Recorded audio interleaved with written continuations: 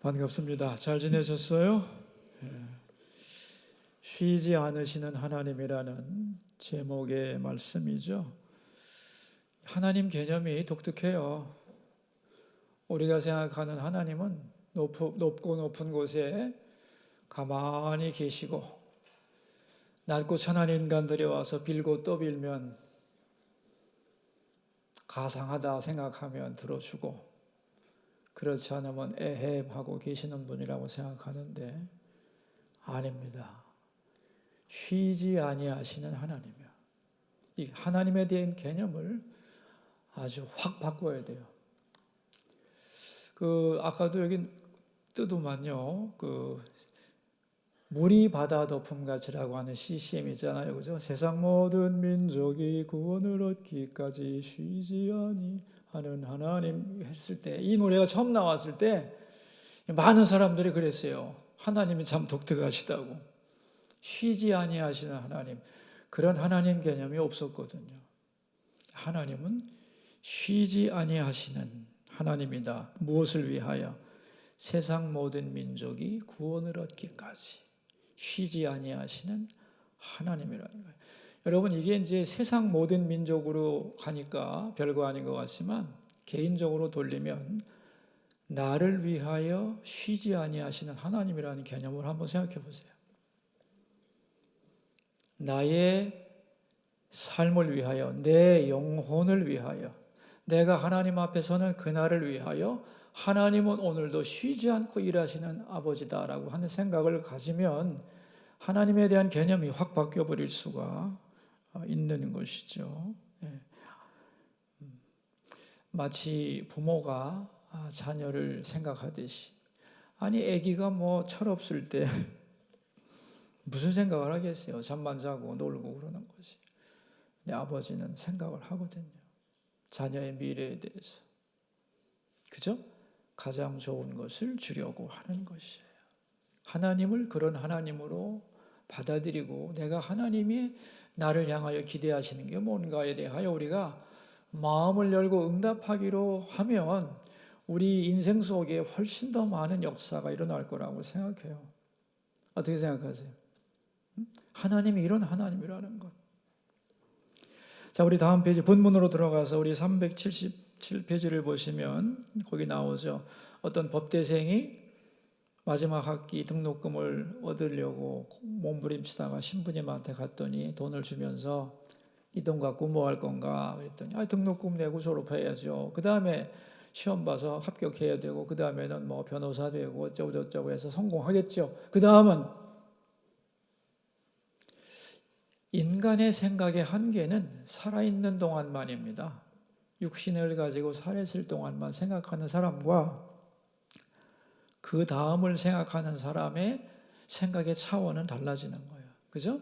이 신부님이 뭐라고 그래요? 그 다음은, 그러니까 청년이 할 말을 이랬잖아. 그 다음에는 신부님이 뭐라고 그러냐? 그 다음에는 죽을 거다. 그리고 그 다음에는 하나님의 심판대 앞에 설 거다. 그걸 생각하고 살아라. 이 말 한마디에 청년의 가치관이 확 바뀌죠.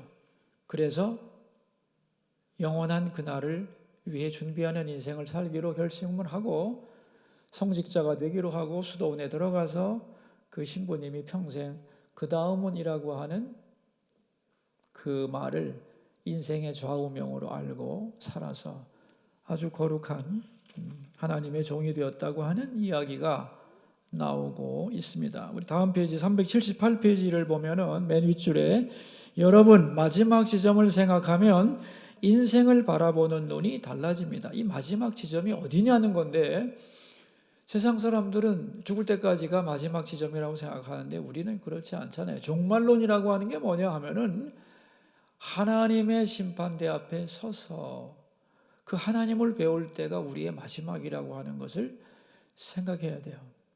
그걸 생각하는 사람과 그렇지 못한 사람의 사고방식과 삶의 태도는 완전히 달라질 수밖에 없다는 거예요. 그리고 그 마지막 지점이 둘째 줄, 확실하다면 오늘을 어떻게 살아야 될지가 또 분명해지는 거다. 그런 얘기입니다. 이게 뭐냐면은 우리는 불확실한 미래를 향해 나가는 존재가 아니고 너무도 확실한 그 미래를 향하여 나가고 있는 존재인데, 그 확실한 미래의 마지막 지점이 뭐냐면 하나님의 보좌 앞이다, 그런 얘기예요.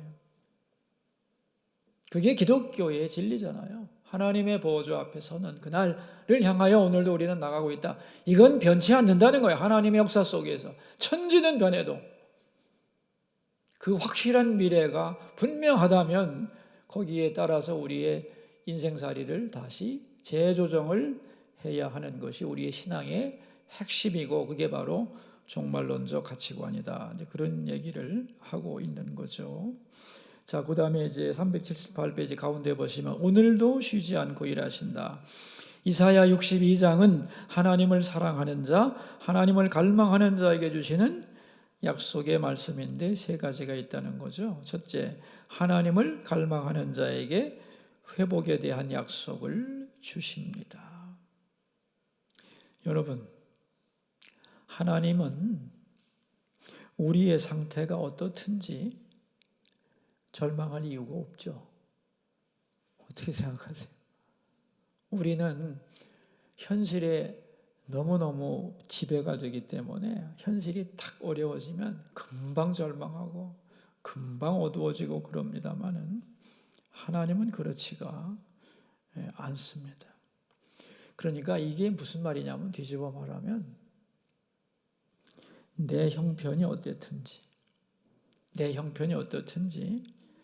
하나님을 갈망하기만 하면 회복이 된다는 거예요. 아무리 절망스러운 상황이라 할지라도 내가 하나님을 향하여 갈망하는 마음으로 돌아서면 바로 그 순간부터 뭐가 오느냐? 뭐가 와요? 공식적으로 성경에 나오는데, 하나님을 바라보고 갈망하게 되면 빛이 들어와요. 평안이 온다고요. 어떤 상황에서도. 그러니까 이 회복이라고 하는 거, 회복이 멀리 있는 것 같지만 회복의 전제가 뭐냐면 하나님을 갈망하는 거예요. 그러니까 하나님으로부터 멀어져서 내 상황 속에 빠지면 이게 어둡죠. 그러나 하나님을 갈망하는 자세로 내가 돌아서면, 즉 내 눈을 하나님께로 향하면, 고개를 들어 하나님을 바라보면, 하나님을 갈망하면 회복에 대한 약속이 바로 있는 거예요. 우리 탕자의 비유에서 보면은 아버지가 기다리고 있잖아요. 그죠? 아버지가 기다려요. 그럼 이 아버지의 기다림이 나하고 액티브한 역사로 일어나기 위해서는 뭐 해야 되냐면 내가 돌아가야 돼요. 근데 그때는 내가 결정하는 거예요. 그러니까 지금이라도 돌아가면 아버지는 받아주는 거예요. 안 돌아가? 그럼 더 고생해야지 뭐. 회복이라고 하는 게 언제 오느냐? 내가 돌아갈 때 오는 거예요. 언제든지. 그러니까 내가 절망 속에서 좌절할 이유가 없는 거예요. 왜냐하면 전능하신 아버지가 기다리고 있잖아요.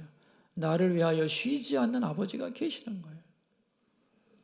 그래서 갈망하는 자에게 회복에 대한 약속을 주신다. 언제든지 돌아온다면.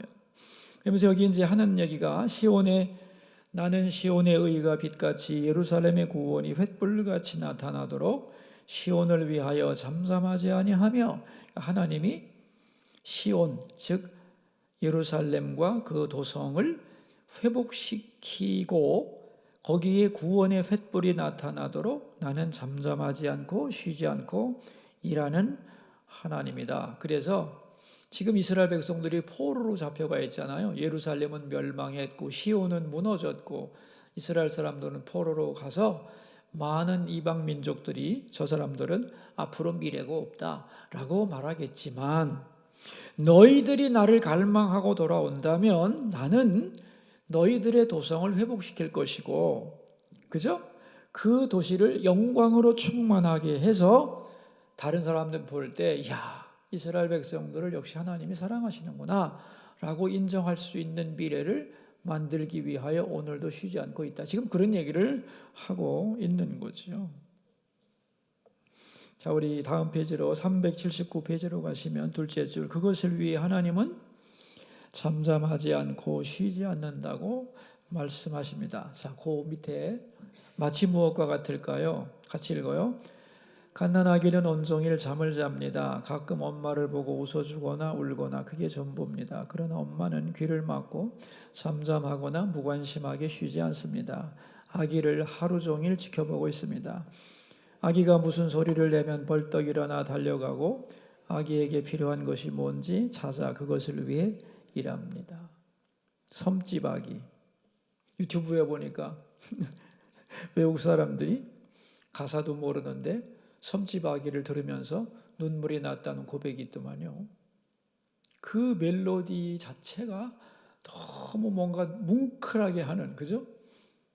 여러분 많이 불러보셨죠? 저도 저녁 때가 되면 우리 아버지 어머니가, 제가 막내니까, 9번째 막내니까 그 노래를 부르게 했던 기억이 있어요. 저녁 잡수시고 나서 이제 자, 명하나 노래 불러라. 그렇게 하고서 엄마가 험끄네 그랬다는 거야. 우리 엄마가 하는 말이. 그때 그 기억이 생생해요. 그러면 이제 두 분이 바라보시면서 이렇게 웃었던 기억이 아주 생생합니다. 그 가사를 참 보면은 대단한 거예요. 그죠? 갈매기 울음소리 마음이 설레요. 다 못 찬 굴바구니 머리에 이고 엄마는 모래길을 달려옵니다. 애는 자고 있는데 엄마는 애가 깼을까? 뭐 하고 있을까? 걱정이 돼서 모래길을 뛰어오는 그 엄마의 모습. 여러분, 그런 모성애를 누가 주신 거예요? 하나님이 주신 거예요. 하나님이 그렇다는 거예요. 사랑하는 자녀를 위하여 한시도 잊지 않고 일하고 계신다. 그럼 우리가 낙심하면 안 되잖아요. 근데 지금 바벨론에 끌려간 이스라엘 백성들은 무능하고, 그죠? 절망하고, 낙심하고, 그러나 하나님은 그들이 돌아와서 하나님 자녀답게 영광스러운 존재가 되기 위하여 오늘도 쉬지 않고 있다. 그 얘기를 지금 해주고 있는 것입니다. 다음 페이지 390페이지로 가서 여러분 우리 이거 첫째 줄, 둘째 줄 한번 읽어볼까요? 여러분, 하나님은 오늘도 우리를 위해 쉬지 않고 일하십니다. 내 눈에는 아무것도 보이지 않고 캄캄하고 답답하고 한심하고 눈물이 나지만 오늘도 하나님은 나를 위해 일하고 계심을 믿습니까? 예? 믿으시나요? 예. 나는 오늘도 너를 회복시키기 위해 쉬지 않고 일하고 있다. 문제는 나는 가만히 있고 하나님만 일하면 되는가요? 예? 나는 하나님께로 돌아와야 돼요. 하나님을 갈망해야 되는 거예요. 그 나는 하나님을 갈망하고 나를 위해 일하시는 하나님은 쉬지 않고 일하시는 게 만날 때 역사가 일어나는 겁니다. 멀리 계신 하나님이 아니다. 쉬지 않고 일하신다. 나를 위해. 그럼 이렇게 생각할 수 있을 것 같아요. 아니, 쉬지 않고 일하시는데도 나한테는 변화가 없잖아. 쉬지 않고 일하는데도 변화가 없다. 내가 반응이 그만큼 느린 거죠. 우리가 모질다고 생각하지 않으세요, 여러분? 모질어요, 인간. 하나님 앞에 팍팍 부서져야 되는데, 내 마음을 팍팍 드려야 되는데 드리는 것 같다가 세상 생각하고, 하나님 쳐다보는 것 같다가 세상 쳐다보고, 참 많아요, 그런 게. 난 그렇게 생각해요. 우리가 좀 더 하나님께 마음을 많이 드릴수록 우리를 향한 하나님의 역사는 훨씬 더 많을 거다. 더 풍성할 거다. 우리가 참으로 참 찔긴 인간이다. 그런 생각을 해요. 자, 두 번째 주제로 가서 너는 내 기쁨이란다. 둘째, 하나님이 우리를 얼마나 사랑하시는가에 대한 내용이다. 너는 또 여호와의 손에 아름다운 관, 내 하나님의 손에 왕관이 될 것이다. 다시는 너를 버림받은 자라 부르지 아니하며 다시는 내 땅을 황무지라 부르지 아니하고 오직 너를 헵시바라 하며 내 땅을 뷸라라 하리니 이는 여호와께서 너를 기뻐하실 것이며 너희는 나에게 왕관과 같이 아름다운 존재라는 것, 소중히 여기는 존재라는 것, 그런 얘기죠. 여기 이제 헵시바와 뷸라가 나오는데, 헵시바는 결혼하기 전에 애인을, 남자가 여자친구를 너무너무 좋아하는, 기뻐하는 게 이제 헵시바고, 뷸라는 결혼한 남편이 아내가 너무너무 사랑스러워서 기뻐할 때 하는 말이 뷸라입니다. 그러니까 너는 헵시바다, 너는 뷸라다 하는 것은 남자가 여자를 향한 가장 황홀한 마음을 느낄 때 하는 말이기 때문에 하나님이 이제 우리를 헵시바라 뷸라라 불러준다는 거 아니겠어요? 그죠? 다음 페이지 381페이지 두 번째 문단 보시면 이렇게 나와요. 우리도 누군가를 정말 사랑하면 이렇게 말합니다. 너는 내 기쁨이야. 예뻐 죽겠어. 내가 너 때문에 살아. 이런다는 거죠. 이 하나님의 우리를 향한 표현이 바로 이런 거다. 글쎄 여러분은 사시면서 연애하셨고 또 결혼도 하셨을 텐데 그 남자친구나 남편에게 최고로 들었던 사랑의 고백이 뭔지 모르겠습니다. 나는 뭐라고 했는지 모르겠네 진짜. 뭔가 많이 하긴 했는데 그 고백 중에 최고의 고백이라고 생각하면 되는 거죠. 그걸 하나님이 나한테 하고 있다는 거예요. 진짜 황홀하지 않아요? 예? 그런데 지금 우리는 어떻게 생각하냐? 버림받은 자로 생각하고 노예임으로 희망이 없다 생각하고 나는 내가 싫다. 그런 사람 많아요, 여러분. 심리학적으로 나는 내가 싫다. 근데 하나님은 나는 네가 좋다거든. 그러니까 이걸 어느 쪽을 받아들여야 되겠어요, 여러분? 하나님 나는 내가 참 싫지만 그래도 하나님이 나를 예뻐하시니 나도 나를 예쁘게 봐야겠습니다. 그래야 되지 않겠어요? 누구 판단이 옳을 것 같아요? 나에 대한 나의 판단과 나에 대한 하나님의 판단 중에 어느 게 옳을 것 같아요? 여러분이 판단하세요. 내 판단이 옳다면 그냥 가고 하나님 판단을 받아들이겠다 하면 다시 정체성을 새롭게 해야 되는 거다. 헵시바다, 뷸라다 굉장히 중요한 말이죠. 자, 세 번째 주제로 가면 이제 셋째 하나님의 백성이 해야 할 일이 뭐냐. 거기 성경 구절 나오잖아요. 예루살렘이여 내가 너의 성벽에 파수꾼을 세우고 그들로 하여금 주야로 계속 잠잠하지 않게 하였느니라. 여호와로 기억하게 하시는 자들아 너희는 쉬지 말며 또 여호와께서 예루살렘을 세워 세상에서 찬송받게 하시기까지 그로 쉬지 못하시게 하라. 먼저는 우리가 사랑받은 존재로 사랑을 전하는 파수꾼이 되라. 그런 얘기죠.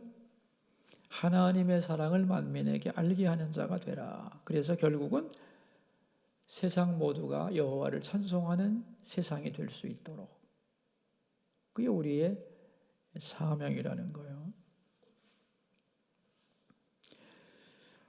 그러면 이제 우리가 이런 생각을 할 수가 있어요. 아니 내가 하나님은 당신을 사랑하십니다 라고 외쳤다고 하자. 왜 외쳐야 되니까? 파수꾼이니까. 그런데 만약에 내가 외쳤는데 그 역사가 안 일어나면 어떡하지? 라고 우리는 불안할 수 있잖아요. 그죠? 그 얘기를 하나님이 해주는 거예요. 너희 여호와로 기억하시게 하는 자들아 너희는 쉬지 말며 세상에서 하나님이 찬송받으실 때까지 쉬지 못하게 하라. 즉 너희들은 걱정하지 말고 선포만 하라는 거예요. 나머지는 내가 감당할게. 그런 얘기 아니겠어요? 그러니까 하나님이 너를 이렇게 사랑하신다고 외쳤을 때 그 말이 선포되는 곳마다 하나님은 그 말에 대하여 책임을 져줄 거다. 그런 얘기죠. 이 다음에 하나님이 내가 외쳤는데 책임 안 져주시면 어떡하지? 라고 걱정하지 말고 외치라는 거예요. 그 하나님이 너희를 사랑한다는 고백이 외쳐지는 곳마다 그 말을 듣고 내가 나의 약속을 기억하고 그 약속에 내가 그 자리에서 응답한다는 거예요. 그러니까는 뒷감당 못할까 하나님이 보장 안 해주면 나는 헛소리한 거 아니야. 내 말이 공수표되는 거 아니야? 그런 걱정하지 말고 나는 그 말이 선포될 때마다 나의 약속을 기억할 테니 너는 걱정하지 말고 선포만 해라. 그런 뜻이에요. 그런 약속이요. 굉장한 약속이요. 그게 이제 382페이지에 두 번째 가운데 문단의 얘기가 바로 그런 얘기고요. 마지막 문단을 봅시다. 본문을 보면 하나님이 그 백성을 얼마나 사랑하시는지 알 수 있습니다. 여기서 질문이 생깁니다. 이렇게 사랑한다고 하시면서 왜 우리를 노예가 되게 하셨습니까? 우리를 보며 좋아 죽겠다 하시면서 왜 이런 고난을 주십니까? 그 이유가 뭘까요? 다음 페이지. 재작년인가? 목회와 신학이라고 하는 그 목회자들이 보는 잡지가 있어요. 거기서 이제 저한테 한 달 전에 인터뷰를 좀 하자고 그래서 주제가 뭐냐 했더니 고난에 대하여 목사님께 여쭙고 싶다. 그래서 이제 제 방에서 인터뷰를 1시간 반 했어요. 그 내용이 뭐냐면 그거 나와 있어요. 간단하게 뭐 일부만 적어놨어요. 셋째 줄, 고난은 없어야 하는데 왜 있는가? 하나님이 우리를 사랑하지 않으시기 때문인가? 하나님이 우리를 버리셨기 때문인가? 그리스도인들도 고난을 당하면 이런 생각을 합니다. 여기에 대한 목사님의 입장.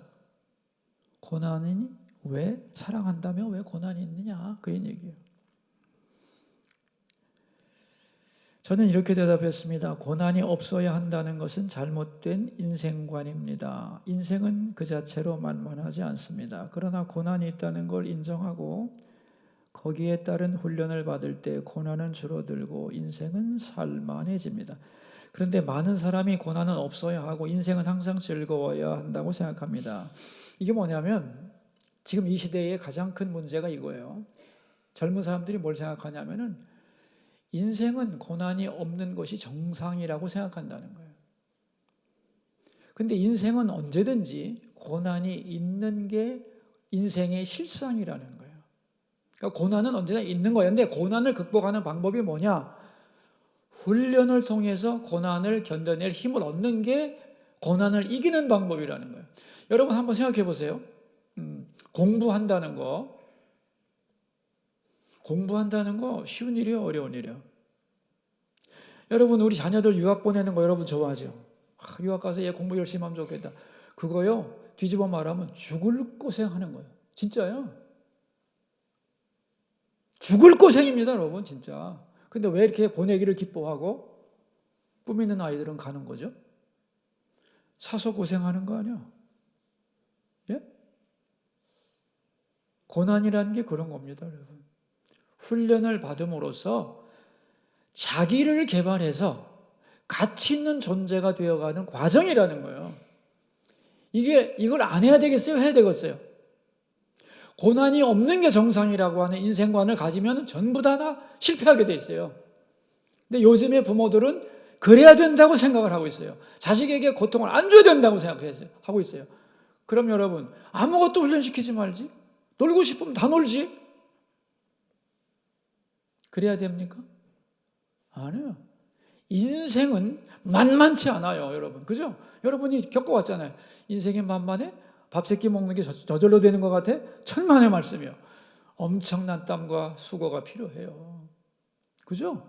그리고 이 고난을 헤쳐가려면 자신을 갈고 닦아야 돼요. 그게 훈련이에요. 그게 고난이지. 고난은 필요한 것이고 그 고난을 통하여 견딜 힘을 얻어내는 것이라고 하는 전제를 얘기하고 있는 거예요. 이게 심리학적으로 정신위생학적으로 아주 중요한 인생의 기초 개념입니다. 근데 이게 잘못되어 있다고 제가 지적하고 있는 거고요. 여기 그 두 번째 문단의 마지막에 써놨어요. 우리가 하나님의 자녀라면 고난이 없어야 한다고 하는데 아닙니다. 무의미한 고난은 없지만 고난은 반드시 있습니다. 그리고 또 하나의 이제 예를 든 거예요. 그게 뭐냐면 부모가 있는 아이와 없는 아이. 여러분 명문가의 자제들은 특수훈련을 시킵니다. 그 특수훈련을 시키는 교사들의 면면을 보면 어릴 때부터 각종 전문가 다 붙입니다. 교육비 말도 못합니다, 여러분. 우리가 그런 시스템을 몰라서 그렇지. 1시간 교육을 시키기 위해서 외국에서 전문가를 불러오기도 해요. 가르쳐야 되니까. 돈이 문제가 아니잖아. 자식 잘 키워놔야 이어갈 거 아니야. 그죠? 훌륭하게 만들 거 아니야. 지출 아끼지 않습니다. 근데 부모가 없는 자식은 지가 놀든 말든 세수를 하건 말든, 그죠? 게으름 맘대로 피우고. 어디 명문가 자식들이 그렇게 자유가 있어요? 없어요. 정말로 훈련 많이 받습니다. 왜 그렇죠? 그게 고난이라 피해야 되는 건가? 그런가요? 아니에요. 사랑이, 기대가 많기 때문에, 해야 할 일이 많기 때문에 거기에 합당한 훈련이 필요한 것이에요. 마지막 줄 보세요. 그런 과정을 통해 아름답게 자라가야 합니다. 그래야 부모의 기대에 합당한 사람이 되고 그 집의 자녀다워지고 그에게 걸맞은 역할을 감당할 수 있는 거다. 자, 그 다음 문단. 하나님의 자녀가 된다는 것은, 아니, 하나님이 만만한 부모인가? 여러분, 하나님이 만만한 분이에요? 그만큼 거룩해지고 하나님이 주신 역할을 감당할 수 있어야 되고 하나님과 영원히 살 수 있는 인격이 되어야 되고,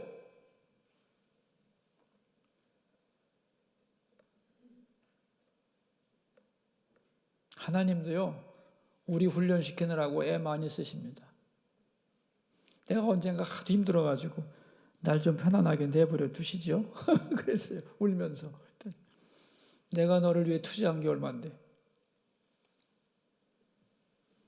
그때 참 많은 걸 깨달았어요. 나는 고생이라고만 생각했지만 하나님은 훈련시키면서 기다려주고 쓰러질 것 같으면 다시 일으켜놓고 또 딴짓하면 훈련시키고 그러는 거 아니에요. 하나님도 참 힘드시겠다. 나 그런 생각했다니까. 우리 모두가 그런 거예요. 여러분 어떻게 생각하세요? 나 하나님께 훈련 많이 받았다고 생각합니까? 뭐 교회에서 하는 프로그램 말고 인생의 프로그램 속에서 고생 많이 했다고 생각하세요? 그만큼 내공이 쌓였을 거예요.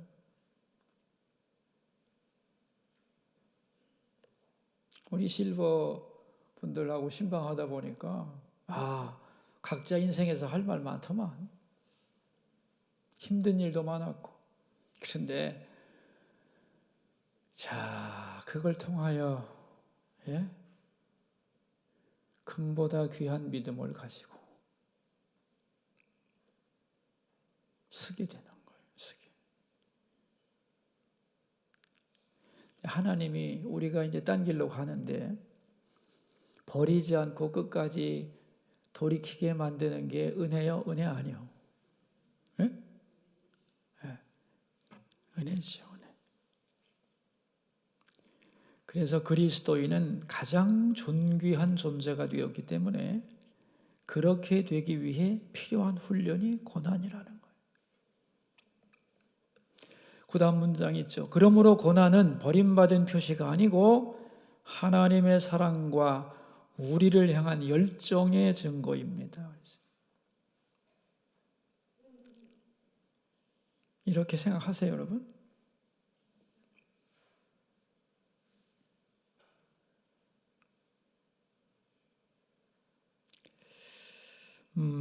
그 다음 문단.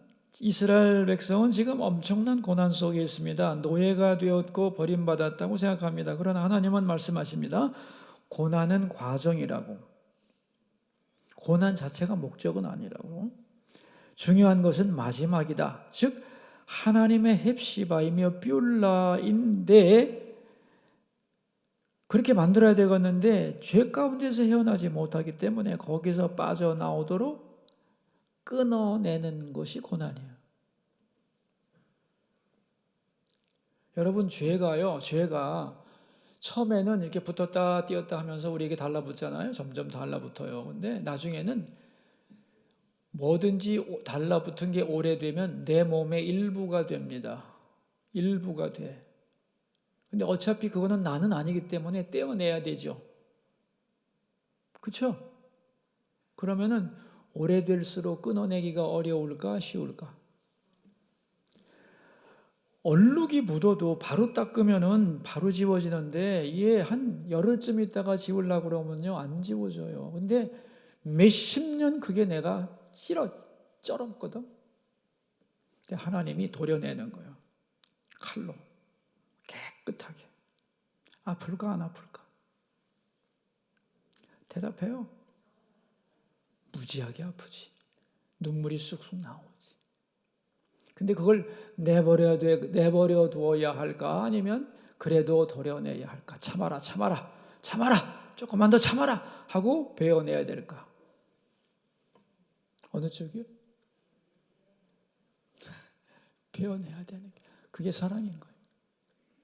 그러니까 우리의 육신을 놓고 죽을 때까지만 생각하면은 인생이 다 안 보인다니까. 거룩하신 보호자 앞에 서는 날까지를 보라는 거예요. 영원한 세상의 입장에서 깨끗하게 해야 되지 않나요? 그래서 하나님은 우리에게 필요한 고난을 준다는 거예요. 이스라엘 백성 보세요. 고난을 통해서 회복되고 하나님 바라보면서 고난을 견디고 고난 속에서도 하나님을 바라보며 돌아오고 그래서 거룩한 백성으로 살고 그거 아니겠어요? 쉬지 아니하시는 하나님입니다. 자, 우리 문제를 풉시다. 너무 시간이 많이 갔네요. 미안합니다. 1번, 하나님을 갈망하는 사람에게 주신 약속은 무엇인가요? 하나님을 갈망하면 회복시키고 너를 빛나게 한다는 거예요. 틀림없어요. 지금 절망할 필요 없어요. 지금 바로 돌이켜서 하나님을 갈망하면 하나님의 회복의 은혜, 위로, 평안, 회복 주어져요. 2번, 하나님은 우리를 얼마나 사랑하시나요? 헵시바, 뷰라. 3번, 이 땅 가운데 하나님의 백성으로 우리는 어떤 일을 할 수 있는지 파수꾼으로 너희들이 사랑받은 것을 전하면서 하나님은 사랑이라고 외쳐라. 그 외치는 만큼 하나님이 책임져 줄게. 그런 얘기죠. 예.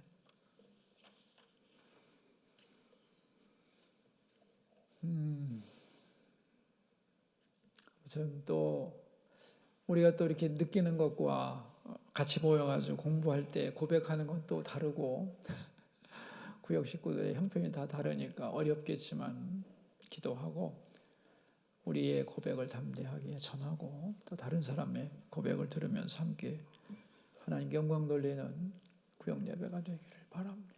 기도하고 마칩시다. 하나님 아버지 감사합니다. 오늘의 주제는 쉬지 아니하시는 하나님입니다. 우리는 하나님이 가만히만 계신다고 생각했는데 나는 펄펄 뛰고 어쩔 줄 몰라 하는데도 하나님은 보면서 씩 웃고 가만히 계신 줄 알았는데 하나님은 나보다 더 쉬지 않고 나를 위해 일하시는 하나님이심을 마음속 깊이 새기게 해 주소서. 나는 딴 생각하고 나는 하나님을 잊어버리고 있어도 하나님은 나를 바라보시고 오늘도 나를 생각하시고 나를 헵시바와 비올라로 만들기 위하여 끊임없이 수고하시는 하나님임을 인정하고 다시 나의 정체성을 확인하고 하나님께로 발길을 돌리는 하나님을 갈망하는 우리 모두가 되게 해 주시옵소서. 이 아름다운 고백과 은혜가 우리가 모여 예배하는 곳마다 넘쳐나기를 원하오며 모든 구역 지도자들에게 새 힘과 용기를 주시고 예배를 향하여 나갈 때 두려움 없도록 하나님께서 담대함과 지혜와 사랑과 능력을 부어주시옵소서. 존귀하신 예수님 이름으로 기도하옵나이다. 아멘. 여러분 수고하세요. 감사합니다.